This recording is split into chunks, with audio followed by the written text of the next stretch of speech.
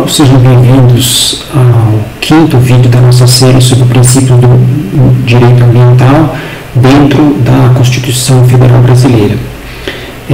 Como comentamos nos vídeos anteriores, nós estamos construindo todo o conhecimento sobre os diversos princípios do direito ambiental a partir de uma sequência lógica e também seguindo a própria redação do artigo 225 da Constituição Federal, que é o artigo que trata sobre o meio ambiente na Constituição. Então, os vídeos fazem uma sequência lógica. Então, se você não assistiu os vídeos anteriores, então eu peço que volte e assista eles na sequência, os outros 4 vídeos, que eu vou colocar no card aqui em cima do vídeo, para vocês fazerem essa sequência lógica. Como nós vimos nos vídeos anteriores, eu tenho deixado aqui no alto da tela resumido o caput, ou seja, o começo do artigo 225, que nós analisamos em detalhe nos 3 primeiros vídeos, e nós começamos a ver os diferentes incisos dentro do parágrafo 1º. Recapitulando, esse parágrafo 1º fala das tarefas, das exigências, das incumbências, dos deveres do poder público para poder garantir a efetividade do direito. Qual direito? É o que está escrito no caput: direito ao meio ambiente ecologicamente equilibrado. Tá? E nós já vimos 3 incisos, que são esses números romanos aqui, então agora nós estamos indo para o inciso número 4. E esse inciso número 4, o que ele diz? Que o poder público deve exigir na forma da lei. Quando está escrito desse jeito na forma da lei, significa que outras leis, leis ordinárias, leis comuns, devem ser criadas para poder detalhar melhor o que consiste o que está escrito dentro desse inciso. Então, uma lei futura, quando a Constituição foi feita, eles estavam pensando que uma lei futura deveria detalhar melhor como seria feita essa exigência, os critérios, enfim, os procedimentos. E o que ele disse então? O que deve ser exigido, que o poder público deve exigir? Ele deve exigir alguma coisa para a instalação de obra ou atividade potencialmente causadora de significativa degradação do meio ambiente. Então, qualquer obra, qualquer atividade no Brasil que possa ter um potencial de causar uma degradação significativa do meio ambiente, deve ser feito o quê? Deve ser exigido um estudo prévio de impacto ambiental. E esse estudo vai ter publicidade. O que é esse estudo prévio de impacto ambiental? Ele parece muito com outras palavras que vocês já ouviram, e realmente é a mesma coisa. O famoso EIA, que as pessoas às vezes chamam de EIA-RIMA, é nada mais nada menos do que esse estudo prévio de impacto ambiental, porque ele tem que ser prévio. Se você vai estudar o impacto ambiental de uma obra, de uma atividade, não adianta fazer o estudo depois que o impacto já foi feito. Você tem que fazer o estudo antes para saber se a obra vai ser licenciada ou não. E aqui eu trouxe um exemplo onde você tem o RIMA. O RIMA é um relatório que é disponível para o público em linguagem acessível, que é feito a partir do estudo ambiental mais amplo que é feito. O RIMA tem que ter uma linguagem mais acessível, preferência por informações gráficas, etc., porque é o que vai estar disponível para o grande público. E aqui está o RIMA da usina do aproveitamento hidrelétrico de Belo Monte, ali em Altamira, no Pará. E aqui uma pequena charge, onde você tem a sociedade aqui pegando o ônus e as pessoas pegando o bônus do relatório de impacto, ou seja, o relatório que não ouviu as comunidades tradicionais aí, indígenas e ribeirinhos da região. E nós até vemos que essa obra aí envolve construtoras aí que andaram aí muito na Berlinda, Andrade Gutierrez, Camargo Correia e Odebrecht. Muito bem.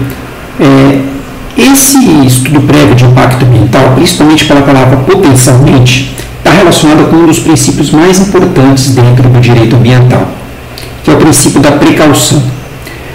Antes da gente entrar em detalhes sobre este princípio da precaução, vamos lembrar alguns fatos históricos que ocorreram, onde esse princípio não foi observado. Então aqui nós temos uma propaganda aqui bem antiga, parece propaganda aí da primeira metade do século passado, onde o rapaz sugeria que você olhasse pela marca de etila dentro da gasolina, que na verdade corresponde ao chumbo tetraetila, que é um aditivo da gasolina, que é um aditivo bastante tóxico, contém chumbo, e foi banido em alguns locais, não se diz dizer se ele foi já banido no Brasil ou não.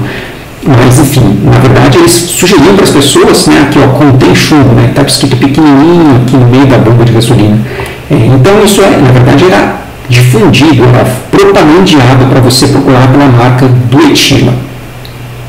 Outro caso que não foi observado a princípio da precaução foi o uso e o abuso do mercúrio para diversos usos domésticos, né?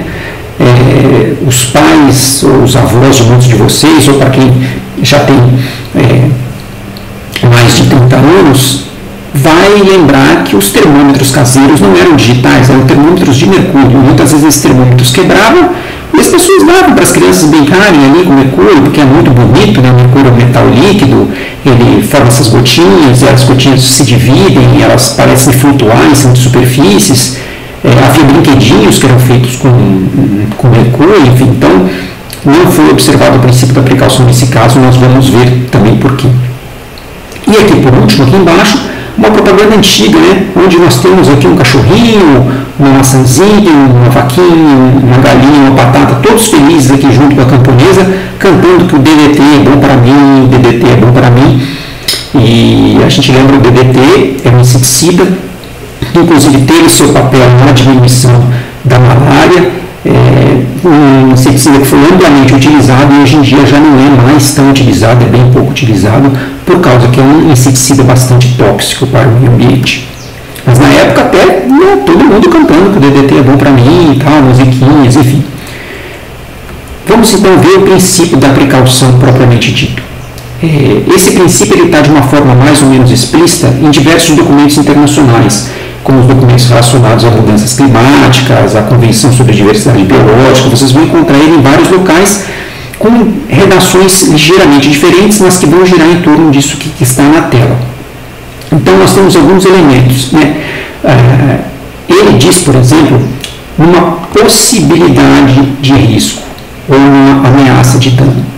Então veja que a gente não está falando de riscos certos, a gente está falando de riscos possíveis, de ameaças de danos. Então essa possibilidade de risco traz uma incerteza, né? Então nós não estamos falando que existe um risco, por exemplo, eu mexer com eletricidade. Nós sabemos que existe aquele risco, nós sabemos as consequências, nós sabemos da relação de causa e efeito entre nós tocarmos, por exemplo, um fio desencapado e levarmos um choque, ou de nós lidarmos com uma faca e de nos cortarmos. Então nós conhecemos o risco, não é um risco possível.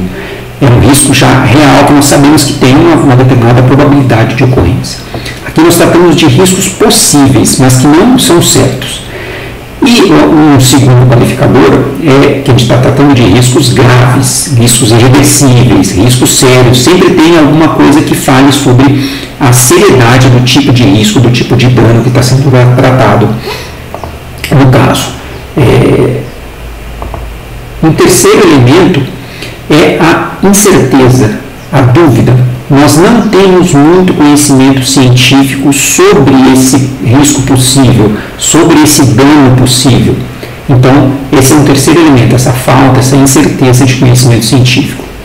E, por fim, a última coisa que eu até destaquei aqui em vermelho, é essa dúvida, essa incerteza sobre se há mesmo risco. Será que tem risco? Será que não tem? Será que tem essa ameaça de dano? Será que não tem? Essa falta, essa dúvida, essa incerteza científica não deve ser usada como motivo para empurrar com a barriga.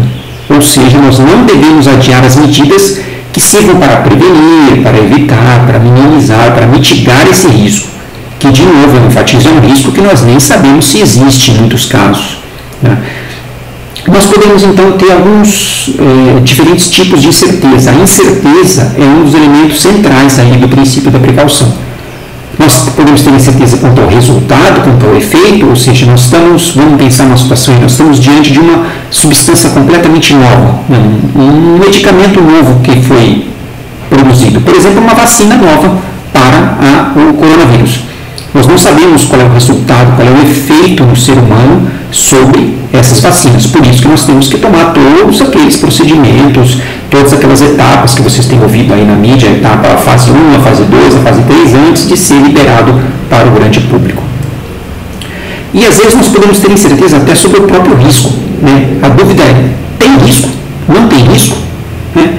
O caso mais clássico dentro dessa dúvida sobre o risco é o caso dos transgênicos, onde nós passamos muito tempo na dúvida, sabendo se existe um determinado risco ao meio ambiente, não existe o risco ao meio ambiente, existe o risco para a saúde humana, não existe o risco para a saúde humana, e aí nós temos essa dúvida ainda sobre, toda vez que temos geralmente um produto novo, que nunca existiu antes.